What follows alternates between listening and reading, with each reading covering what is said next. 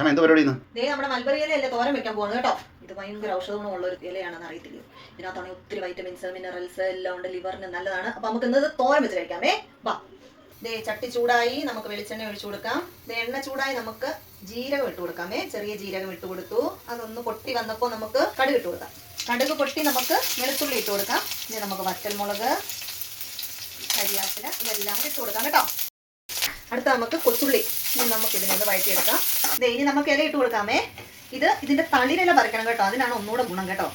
പിന്നെ ആണെങ്കിലുണ്ടല്ലോ, ഇത് ലിവറിന്റെ ഹെൽത്തിന് നല്ലതാണ് കേട്ടോ. പിന്നെ ഷുഗർ കൺട്രോൾ ചെയ്യാൻ ഒത്തിരി antioxidants, minerals, anti inflammatory, അങ്ങനെ ഒത്തിരി പർപ്പസ് ഉള്ളതാണേ.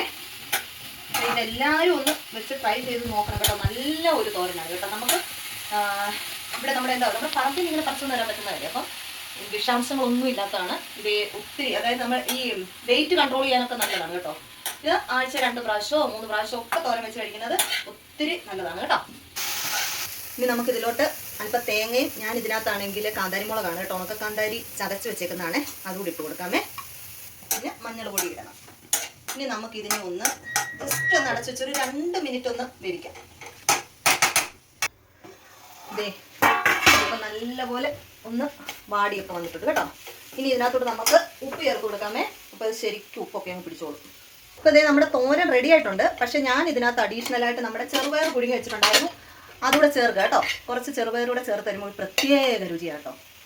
അപ്പം ഇങ്ങനെയും വെക്കാമേ. ഇതാകുമ്പോൾ നമുക്ക് കഞ്ഞിയൊക്കെ വെക്കുമ്പോൾ ഇല അകത്തിയിലും നമ്മുടെ പയറും അകത്തിയിലും പിള്ളേർക്കൊക്കെ കൊടുക്കാൻ നല്ലതാണ് കേട്ടോ. ദേ നമ്മുടെ മൽബറി ഇല തോരൻ റെഡി. സൂപ്പറാണ്, അടിപൊളിയാണ് കേട്ടോ. എല്ലാവരും ഇതൊന്ന് ട്രൈ ചെയ്തിട്ട് എങ്ങനെയുണ്ടെന്നൊന്ന് കമന്റ് ചെയ്യണം കേട്ടോ.